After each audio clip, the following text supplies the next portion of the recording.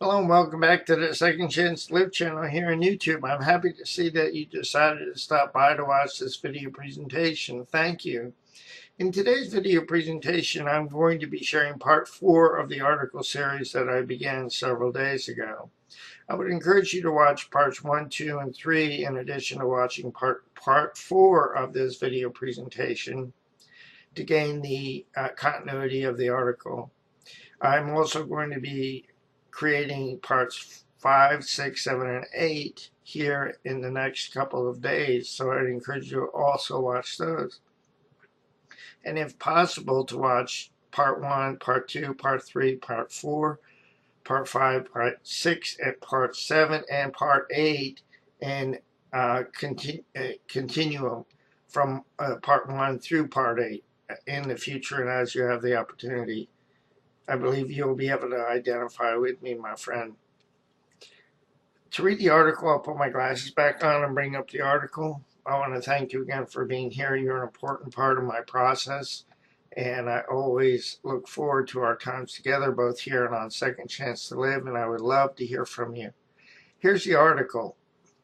Living with a Brain Injury and Being Misunderstood, Maligned, and Manipulated, Part 4. I had to grieve feeling like a person who was all dressed up with nowhere to go despite my educational achievements and hard work in trying to maintain employment. I had to grieve the hopes and dreams that seemed to have been dashed upon the rocks of disappointment and discouragement. I had to grieve that, in many instances over the years, I was not taken seriously because of my reality. I had to grieve the pain of not knowing how my life had been for many, many years impacted by my reality. I had to grieve the loss of being unable to gain the validation, understanding, and support of some family members and friends.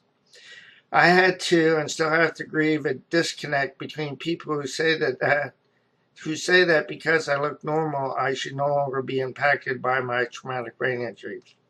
I had to and still have to grieve the disconnect between people who, although they believe I should no longer be impacted by my brain injury, still hold me accountable for my deficits, my invisible deficits and limitations which are related to my traumatic brain injury.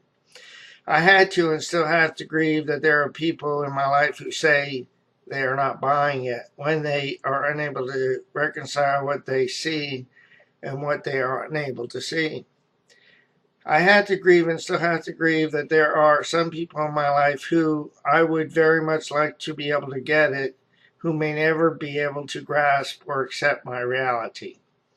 I had to grieve and continue to have to grieve the reality that for some people, denying my reality is like a warm blanket that protects them from having to confront, resolve, and accept what is simply too painful for them to bear. This is the end of part 4 of the article series. Again, I want to thank you for being here. You're an important part of my process, and I look forward to hearing from you. I'll say so long for now, but before I do, let me encourage you, please do not give up on your process, a loving God of yourself, because more will be revealed to you and to me in time. The pieces of the puzzle will come together in the correct order and at the right time. I'll say so long for now. Have a great day. God bless both you and your family. So long now.